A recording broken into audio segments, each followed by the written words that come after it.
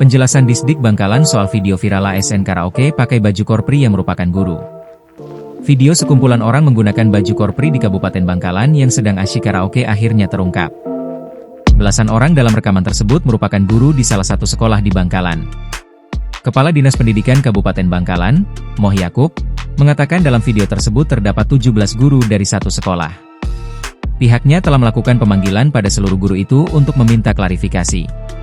Dari hasil klarifikasi yang dilakukan, terungkap bahwa kegiatan karaoke di salah satu rumah makan di Jalan HOS Cokro Aminoto itu merupakan rangkaian dari kegiatan perpisahan dengan salah satu guru yang purna tugas. Peristiwa itu diketahui terjadi pada Senin, 13 Oktober 2025, antara pukul 12 WIB hingga pukul 14 waktu Indonesia Barat.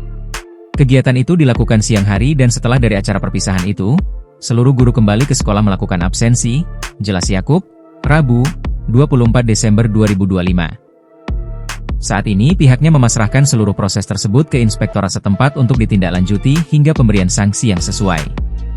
Pihak dinas menyerahkan sepenuhnya penilaian etika dan kedisiplinan kepada instansi berwenang. Kami pasrahkan ke inspektorat, ungkapnya. Pelaksana tugas, PLT, Kepala Inspektorat Bangkalan, Ahmad Hafid, menyayangkan adanya kegiatan karaoke yang dilakukan oleh para pegawai tersebut. Menurut Hafid, aksi pamer kesenangan tersebut kurang tepat dilakukan di tengah kondisi daerah yang sedang melakukan efisiensi. Hasil penelusuran kami, kejadian itu bulan lalu saat daerah sedang susah dan mengalami kesulitan dampak kebijakan pusat adanya efisiensi anggaran. Kami akan terus dalami hal tersebut, ujar Hafid. Pihak inspektorat menegaskan akan mendalami lebih lanjut apakah ada pelanggaran disiplin berat atau kode etik terkait penggunaan atribut negara saat melakukan aktivitas hiburan di jam kerja, meskipun diklaim sebagai bagian dari acara perpisahan.